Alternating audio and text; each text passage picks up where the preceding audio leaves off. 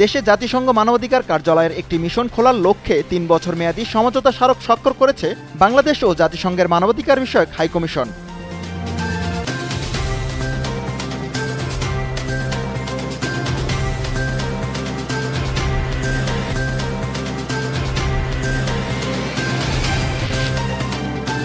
গোপালগঞ্জে জাতীয় নাগরিক পার্টির পদযাত্রায় হামলার প্রতিবাদ এবং হামলায় জড়িতদের গ্রেফতারের দাবিতে জাতীয় প্রেস ক্লাবের সামনে বিক্ষোভ সমাবেশ করছে জাতীয় নাগরিক পার্টি।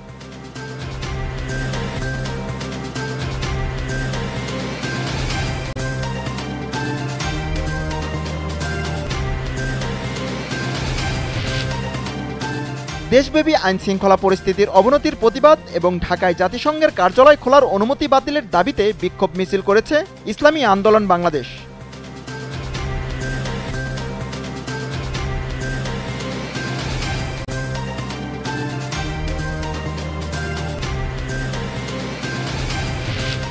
ডেঙ্গুতে আক্রান্ত হয়ে গত ২৪ ঘন্টায় একজন প্রাণ হারিয়েছেন। এই সময় হাসপাতালে ভর্তি হয়েছেন ১১৪ জন ডেঙ্গু রোগী। স্বাস্থ্য অধিদপ্তর থেকে পাঠানো এক সংবাদ বিজ্ঞপ্তিতে এই তথ্য জানানো হয়।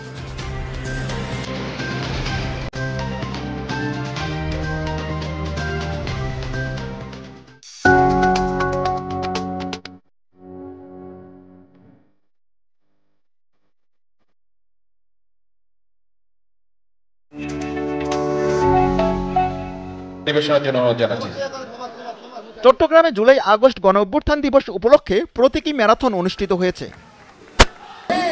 সকালে চট্টগ্রাম জেলা প্রশাসনের উদ্যোগে জেলা স্টেডিয়ামে এই ম্যারাথন অনুষ্ঠিত হয়। এতে উপস্থিত ছিলেন চট্টগ্রাম জেলা প্রশাসক ফরিদা খানম, চট্টগ্রাম বিভাগীয় কমিশনার ডক্টর মোহাম্মদ জিয়াউদ্দিন সহ স্কুল কলেজের শিক্ষার্থীরা। জুলাই অভ্যুত্থানে আহত ১২ জনকে সম্মাননা স্মারক প্রদান করা হয়।